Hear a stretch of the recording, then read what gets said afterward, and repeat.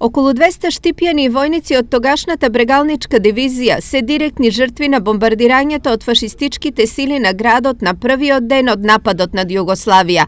На 6. април 1941 година земјите на фашистичката Оска го нападнаа тогашното кралство Југославија, а Штип, како стратешки важен, заврши меѓу градовите во Македонија со најмногу човечки жртви од бомбардирањето. Бомбардирањето е спроведено во два налета.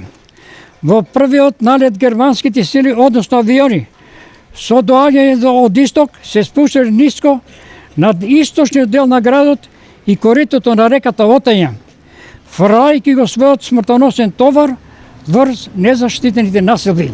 Нападот на Оската создал хуманитарна катастрофа во Штип за само половина час на локацијата кај некогашната Соколана, а денешниот Народен театар каде загинале над 150 жители на градот. Очевидци со децении раскажувале за страотната гледка во која низ малиот слив на реката Отиња течела крв наместо вода. Половина час по првото беше извршено и второто бомбардирање.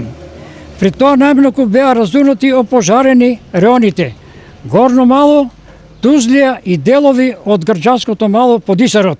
Цената на борбата за слобода значи одговорност за новите генерации да го чуваат споменот на народно-ослободителната борба. Мора кај младите генерации да го чуваат ова, стекнато за денеска, бидејќи има многу наши борци паднати за оваа слобода, секој пат треба да чуваме ние тие, да се потсеќаме на ова.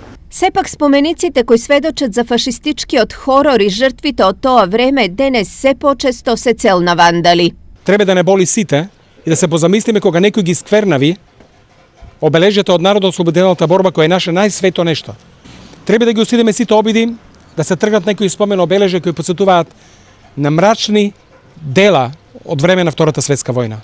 Денеска требаше да има овде повеќе ученици, повеќе деца, да ги потсетиме што значи НОП, да потсетиме како на 19 години гинеа нашите народни херои, кои своите животи ги положија на олтарот на татковината. Вкупно за време на народно-ослободителната војна Штип даде околу 700 жртви, а се гордее со 4 народни херои.